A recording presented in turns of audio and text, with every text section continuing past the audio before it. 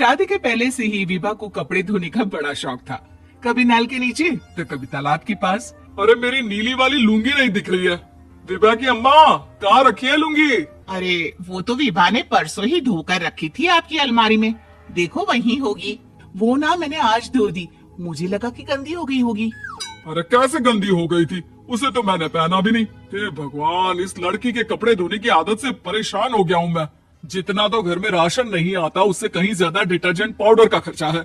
इसकी शादी करवा दो, शादी जाए अपने घर में ही करे काम, फिर चाहे घर के कपड़े धोने हो या पूरे गांव की।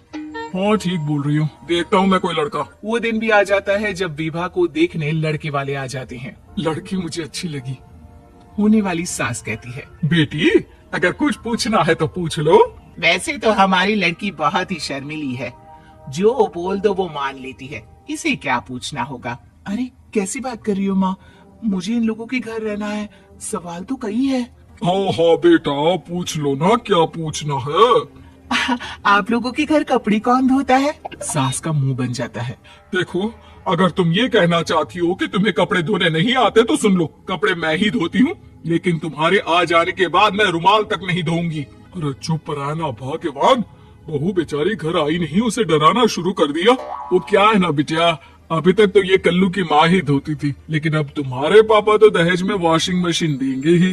तभी विभा की माँ बोल पड़ती है, सवाल भी पूछा तो क्या। वैसे भाई साहब, मशीन की तो फिर भी कपड़े धोने की कैपेसिटी होती है। मतलब जो बिटिया दे रहे हैं ना विभा, इसे कपड़े धोने का बहुत शौक है। ये आप लोगों के क्या आस पड़ोस गांव मोहल्ले सबके कपड़े धो दे और उफ तक ना करे।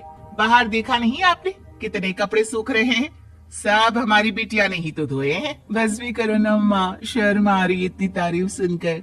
और तो और एक दाग निकाल कर दिखाओ तो मान जाओ। हाँ अच्छा अच्छा, माफ करना बेटा, मैंने गलत समझा, हमें तो रिश्ता बहुत पसंद है।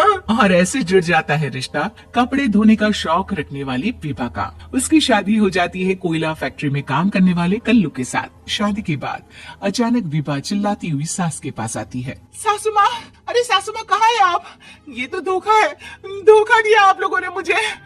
इस ससुर के चक्कर के बारे में पता चल गया। अरे तो उसमें तुझे क्यों धोखा मिला है? अरे नल में पानी नहीं आता, कपड़े कैसे कब धुलेंगे? अच्छा अच्छा, तू पानी नहीं आ रहा उसकी बात कर रही है। तो आपने क्या सोचा? कुछ नहीं। अच्छा तेरी माँ ने कहा था कि कपड़े धोने का शौक है, तुझे याद आया मुझे।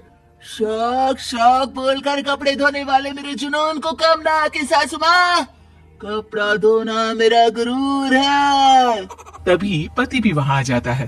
अभी अभी मैंने इसे सनी देओल की फिल्म दिखाई है, उसी के डायलॉग मार रही है माँ। अच्छा सुन, साफ साफ बता रही हूँ, पानी सुबह 4 से 6 और शाम को 10 से 12 आता है, समझी? विभा टाइमिंग सुनकर हैरान हो जाती है। ये क्या भूतों का मोहल्ला है? सुबह 4 बजे उठकर कौन कपड़े धोता है? 4 बजे टंकी में पानी जाता है, फिर सारा दिन धोना ना, किसने मना किया? अरे कैसी बात कर रही है? 200 लीटर की टंकी में कितने कपड़े धो लूंगी मैं, सुबह ही उठ जाऊंगी मैं। अब क्या था, विभा सुबह 4 से लेकर रात के 12 बजे तक कपड़े ही धोती रहती। एक रोज सास पड़ोस से निकलकर कहीं जा रही होती है कि साथ वाली कहती है, हाँ कल्लू की माँ, जरा ये बताओ कि 2 साड़ी है, 2 ब्लाउज और एक पेटीकोट और एक नाड़ी वाला लंबा कच्छा। हाँ तो? अरे तो क्या, कितना लोगी धुलाई ये बताओ। धोबन दिख रहा है हम क्या? हमारे पति सरकारी नौकरी से अभी अभी रिटायर हुए हैं और बेटा सुपरवाइजर है कोयला फैक्ट्री में। धोबन समझ रखा है हमें। हाय रे कल्लू की अम्मा, माफ कर दो, वो तो मोहल्ले में यही सब बता रहे थे कि तुमने बहू को कपड़ा धुलवाने के काम में लगा दिया है। सास को पड़ोसन की बात सुनकर गुस्सा आ जाता है। वो घर पहुंचती है जहां घर के बाहर ही इतने सारे कपड़े सूख रहे होते हैं जितने कि किसी धोबन के घर पर। अरे ओ कल्लू की दुल्हन, बाहर निकल। माँ जी यहीं आ जाओ, बाथरूम में चादर धो रहे हैं हम। अरे अभी हम धोते हैं, तुमको बाहर निकलो। ये आस पड़ोस वाले बोल रहे हैं कि हम बहू से कपड़े धुलवा धुलवा कर उसे कपड़ा धोने वाली बना दिए हैं। अरे छोड़ो ना माँ जी, किन लोगों की बातों में आती हो? आस पास के लोगों का तो काम ही होता है कि वो किसी तरह सास बहू को लड़ा दे। बहू सारे घर के कपड़े धोती है, ये क्या कम है? बोलिए। सास को भी लग जाता है कि वो बहू का ये सनकीपन नहीं छुड़वा सकती, इससे अच्छा है कि खुद ही चुप हो जाए। एक रोज सास और बहू मंदिर जाते हैं, जहाँ सास की साड़ी वहाँ खड़ी भीख मांगने वाली से मिलती है। माँ जी क्या बात है, आपकी साड़ी उस भिखारन से कितनी मिल रही है ना? हाँ हाँ, देखो तो दोनों की साड़ी मिल रही है। क्या बात है कल्लू की अम्मा, तुम खुद को तो अफसर की बीवी बताती हो और ऐसी सिंपल सी प्लेन साड़ी पहनकर घूमती हो। सिंपल और प्लेन नहीं है ये साड़ी। तो क्या सोने के धागे से फूल बने हैं? कुछ भी सासू माँ, कुछ भी। हाँ, बने थे इस साड़ी में सोने के धागे से फूल। मेरे पति लेकर आए थे मद्रास से स्पेशली मेरे लिए 10,000 की। ताहे भाई साहब इस भिखारन के लिए भी सेम टू सेम साड़ी लेकर आए होंगे 10,000 की।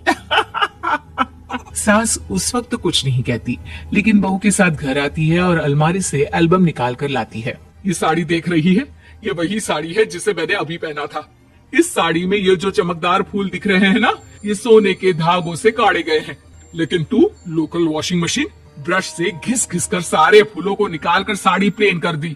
मुझे माफ कर दीजिए सासू माँ। और तो और, जब मैंने तुझे तेरी गलती के लिए कुछ नहीं कहा, लेकिन तूने तो सबके सामने मेरा मजाक ही बना दिया। क्यों? बहू को समझ में आ जाता है कि अब से उसका कपड़े धोना बंद।